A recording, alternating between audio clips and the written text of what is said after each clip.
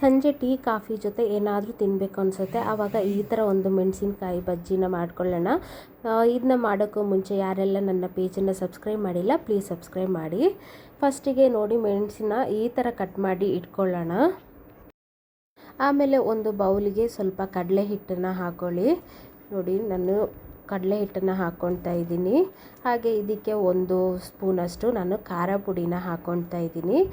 1 ಸ್ಪೂನಷ್ಟು ಅಕ್ಕಿ ಹಿಟ್ಟನ್ನ ಹಾಕ್ಕೊಂಡಿದ್ದೀನಿ. ಅಕ್ಕಿ ಹಿಟ್ಟು ಹಾಕೊಳ್ಳೋದ್ರಿಂದ ಗರಿ ಗರಿಯಾಗಿ ಬರುತ್ತೆ, ಹಾಗಾಗಿ ಹಾಕ್ತಾಯಿದ್ದೀನಿ. ಹಾಗೆ ಒಂದು ಸ್ವಲ್ಪ ಜೀರಿಗೆನ ಹಾಕ್ಕೊಳ್ತಾ ಇದ್ದೀನಿ. 1 ಚಿಟಿಕೆ ಅಷ್ಟು ಇಂಗನ್ನ ಹಾಕ್ಕೊಳ್ತಾ ಇದ್ದೀನಿ. ಇದಕ್ಕೆ ರುಚಿಗೆ ಎಷ್ಟು ಬೇಕೋ ಅಷ್ಟು ಉಪ್ಪನ್ನ ಹಾಕೊಳ್ಳೋಣ. ಉಪ್ಪನ್ನ ಹಾಕಿದ ಮೇಲೆ ಇದು ನೀರು ಹಾಕೋಕ್ಕೂ ಮುಂಚೆ ತರಿಯಾಗಿ ಒಂದು ಸತಿ ಕೈಯಲ್ಲಿ ಮಿಕ್ಸ್ ಮಾಡ್ಕೊಳ್ಳೋಣ. ನೋಡಿ ಇಲ್ಲಿ ಮಿಕ್ಸ್ ಮಾಡ್ಕೊಳ್ತಾ ಇದ್ದೀನಲ್ಲ, ಹಾಗೆ ಮಿಕ್ಸ್ ಮಾಡ್ಕೊಳ್ಳಿ. ಸಡನ್ನಾಗಿ ನೀರು ಹಾಕೊಳ್ಳೋದ್ರಿಂದ ಅದು ಖಾರ ಎಲ್ಲ ಸಪ್ರೇಟ್ ಥರ ಆಗಿಬಿಡುತ್ತೆ. ಈ ಥರ ಮಿಕ್ಸ್ ಮಾಡಿಕೊಂಡು ನೀವು ಆಮೇಲೆ ನೀರನ್ನ ಸ್ವಲ್ಪ ಹಾಕ್ಕೊಂಡು ಕಲಿಸ್ಕೊಳ್ಳಿ. ನೋಡಿ ಇಲ್ಲಿ ನಾನು ಸ್ವಲ್ಪನೇ ನೀರನ್ನ ಹಾಕ್ಕೊಂಡು ಕಲಿಸ್ಕೊತಿದ್ದೀನಿ. ಜಾಸ್ತಿ ನೀರು ಒಂದೇ ಸತಿ ಹಾಕಿಬಿಟ್ರೆ ಇದು ಹಿಟ್ಟು ತುಂಬ ತೆಳ್ಳಗಾಗ್ಬಿಡುತ್ತೆ, ಹಾಗಾಗಿ ಸ್ವಲ್ಪನೇ ಹಾಕ್ಸ್ಕೊಂಡು ಕಲಿಸ್ಕೊಳ್ಳಿ. ಹಾಗೆ ಇದು ತಿರ್ಸ್ತಾ ಇರಬೇಕಾದ್ರೆ ಇದು ಗಂಟು ಬರಬಾರ್ದು, ಫುಲ್ ಎಲ್ಲನೂ ಸ್ಮೂತಾಗಿ ಹಿಟ್ಟು ರೆಡಿ ಆಗಬೇಕು. ನೋಡಿ ಇದು ಇವಾಗ ಈ ಥರ ಕಲಿಸ್ತಾ ಇದ್ದೀನಲ್ಲ, ಚೆನ್ನಾಗಿ ಕೈ ಬಿಡದೆ ಇರೋ ಹಾಗೆ ಗಂಟು ಆಗದೆ ಇರೋ ಥರ ಕಲಿಸ್ಕೊಳ್ಳಿ. ನೋಡಿ ಇಲ್ಲಿ ಈ ಥರ ನೋಡಿ ಇದು ಇವಾಗ ಹಿಟ್ಟು ರೆಡಿ ಆಗಿದೆ. ಇದು ಗಂಟೆ ಇಲ್ಲದೆ ಇರೋ ಥರ ಹೀಗೆ ಸ್ಮೂತಾಗಿ ಹಿಟ್ಟನ್ನು ಕಲಿಸ್ಕೊಳ್ಳಿ.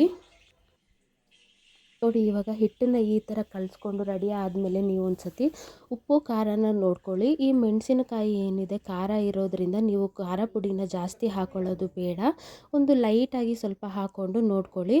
ನೋಡಿ ಇದು ಇವಾಗ ಹಿಟ್ಟು ರೆಡಿ ಆದಮೇಲೆ ನಾನು ಒಂದೊಂದಾಗಿ ಮೆಣಸನ್ನ ಹಾಕಿ ಮುಳ್ಸಿ ಇಡ್ತಾ ಇದ್ದೀನಿ. ಯಾಕಂದರೆ ಎಣ್ಣೆಗೆ ಬಿಡಬೇಕಾದ್ರೆ ತುಂಬ ಈಸಿ ಆಗಲಿ ಅಂತ ಹೇಳಿ ನಾನು ಒಂದೊಂದಾಗಿ ಎಲ್ಲನೂ ಬಿಟ್ಟು ಒಂದು ಸ್ವಲ್ಪ ಮುಳ್ಸಿ ಇಡ್ತಾ ಇದ್ದೀನಿ. ಮಕ್ಕಳಿರೋ ಮನೇಲಿ ಈ ಥರ ಮೆಣಸಿನ್ಕಾಯಿ ಬಜ್ಜಿ ತಿನ್ನಲ್ಲ, ಇದು ಖಾರ ಇರೋದ್ರಿಂದ ನೀವು ಆವಾಗ ಇದೇ ಹಿಟ್ಟಿಗೆ ಒಂದು ಆಲೂಗಡ್ಡೆ ಹಾಕ್ಕೊಂಡು ಆಲೂಗಡ್ಡೆ ಬಜ್ಜಿ ಮಾಡಿಕೊಡ್ಬಹುದು. ನೋಡಿ ಇದು ಇವಾಗ ಎಣ್ಣೆ ಕಾದಿದೆ. ಈ ಎಣ್ಣೆ ಕಾದ್ಮೇಲೆ ನಾವು ಏನು ಮುಳ್ಸಿಟ್ಟಿದ್ವಲ್ಲ ಮೆಣಸಿನಕಾಯಿನ ಅದನ್ನ ಒಂದೊಂದಾಗಿ ಬಿಟ್ಕೊಳ್ಳೋಣ. ನಾವು ಎಣ್ಣೆಗೆ ಬಿಡುವಾಗ ನೀವು ನಿಧಾನವಾಗಿ ಬಿಟ್ಕೊಳ್ಳಿ, ಇಲ್ಲಾಂದರೆ ಎಣ್ಣೆ ಸಿಡಿಯೋ ಚಾನ್ಸಸ್ ಇರುತ್ತೆ, ಹಾಗಾಗಿ ನಿಧಾನ ಒಂದೊಂದಾಗಿ ಬಿಟ್ಕೊಳ್ಳಿ. ಎಲ್ಲನೂ ಬಿಟ್ಟ ಮೇಲೆ ನಾನು ಇದನ್ನು ಒಂದು ಸತಿ ಉಲ್ಟಾ ಮಾಡ್ಕೊತಾ ಇದ್ದೀನಿ.